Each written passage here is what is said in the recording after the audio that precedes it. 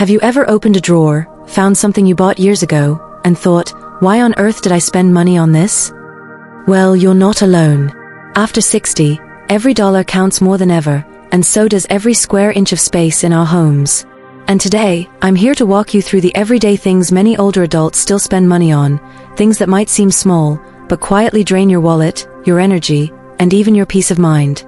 But this isn't about guilt or shame. It's about smart choices that make life simpler, safer, and more peaceful, especially if you're living alone. We'll talk about the little habits that sneak up on us, the emotional traps we fall into, and how to gently let go of the things that no longer serve us. By the end of this, you might find yourself breathing a little easier, with more room in your home and more money in your pocket. Sound good?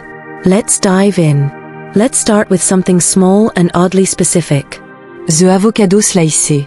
Yep, that clever little gadget you bought after watching a TV commercial that promised perfect avocado slices every time. But how often do you really eat avocados? And if you do, isn't a regular knife doing the job just fine? Many people over 60 tell me they have a whole drawer of gadgets they used once and forgot. The problem isn't just clutter, it's that these gadgets often end up collecting bacteria, rust, or worse. And if your grip strength isn't what it used to be, these tools can actually increase your risk of hand injuries. One woman I met, Carol, had 3 different avocado tools. She'd cut herself trying to clean one of them. Eventually, she realized a good sharp knife and a steady hand were all she needed. Simple, safe, and no weird plastic parts to clean. So if you've got tools you haven't touched in months, ask yourself if they're helping, or just taking up space and posing a risk. Now let's talk furniture. That old chair in the corner? The one no one sat on since the Clinton administration? It may be more dangerous than you think. Ah oui, age, hors balance and vision qu'en change. Every piece of extra furniture becomes something to bump into, trip over, or try to dust under. And if you live alone, a fall from tripping over that wobbly ottoman isn't just inconvenient, it could be life-altering. I remember Mr. Harold, 74 years old, who fractured his hip trying to squeeze past an old bookshelf to answer the phone. That shelf hadn't been used in years. The books sont it? Mostly phone books. If it doesn't serve you now, let it go. Keep what supports your life today, not the one you had 30 years ago. Let's move into the kitchen for a moment. Cheap cookware. We've all bought it. That non-stick pan that wasn't so non-stick after a month. It peels, warps, and makes cooking feel like a wrestling match. Aside from being frustrating, cheap cookware can be unsafe. Once that coating starts to flake, you could be ingesting materials you don't want in your system, especially if you have sensitivities or are on medication. Instead of a dozen mismatched pots, get 2 or 3 good ones. Stainless steel or cast iron are solid choices. They last, they clean well, and they make cooking easier on your joints and your nerves.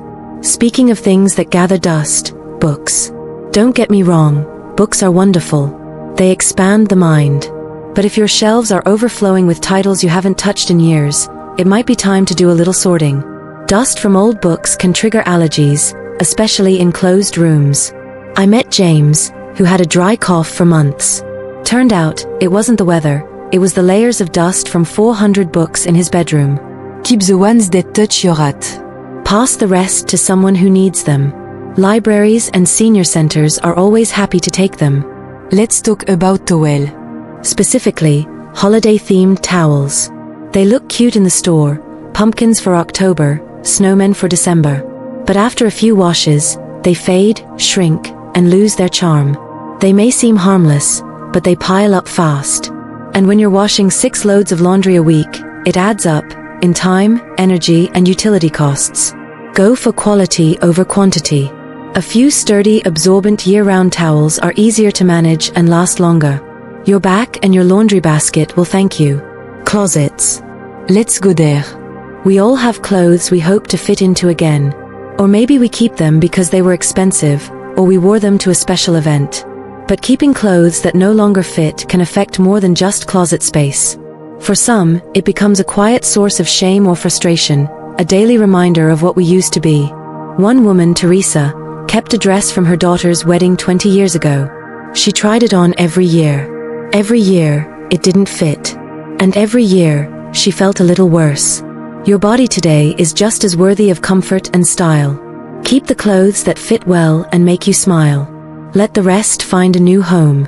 How about duplicate appliances? At some point, we all started buying backups. 2 toasters, 3 coffee makers, that smoothie machine you forgot you had. But here's the thing, excess appliances mean more clutter, more cords, and more dust. And the older we get, the less we want to dig through clutter just to find what we need. De clutter kunter. Keep the one device you use the most. And if something breaks, you can always find a replacement faster than you can dig through a mountain of boxes. Now let's tackle electronics. Remember when a TV had just 2 buttons? Now we've got smart remotes, voice assistants, apps to control the fridge.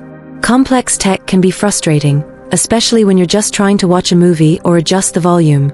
I once met Frank, who spent 2 hours trying to turn on his TV, only to give up and read the newspaper instead. Stick to devices that do what you need, clearly and simply.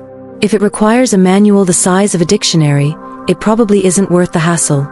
Speaking of unnecessary spending, bottled water. If you already pay for tap water, why pay again for bottles? Plus, the plastic adds up fast, on your shelves and in the environment. Get a good reusable bottle. Add a filter if needed. Stay hydrated without creating a landfill in your kitchen. Let's talk PO. Not the one you sleep on, I mean the army of decorative ones on your couch and bed. They look nice, until you have to remove 12 just to sit down. They're dust catchers, trip hazards, and frankly, most of them aren't even comfortable. Keep a couple that support your back. Let the rest go back to wherever throw pillows come from. Probably a pillow dimension. Storage containers. The promise of organisation. But let me ask you, are you using them to sort what you need, or are they just helping you hoard? I knew a gentleman, Paul, who had 18 plastic bins in his garage.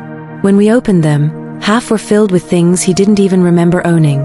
Decluttering starts with removing, not rearranging. If you don't need it, don't store it. Donate it, recycle it, or let it go. And the list goes on. Seasonal shoes that never get worn, overpriced greeting cards that end up in the trash, kitchen gadgets with 30 buttons you'll never press.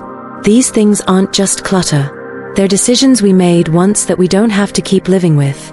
Every item you release gives you a bit more freedom. A little more space. And a lot more ease. Letting go isn't about loss. It's about making room for what really matters. And after 60, that means comfort, safety, and peace of mind. Not gadgets and clutter. If you're still with me, thank you. You've taken the first step toward a lighter, freer home. And remember, this isn't about doing everything at once. Start with 1 drawer, 1 closet, 1 little habit. And if you found this helpful, I would love to hear from you. What's one thing you're finally ready to let go of? Leave a comment below, I read every single one. And if you haven't already, go ahead and hit that subscribe button. Join our growing circle of thoughtful, wise, and kind souls who are choosing to age with clarity, joy, and just a little bit of laughter. Until next time, take care of your space, your body, and your heart. You deserve nothing less.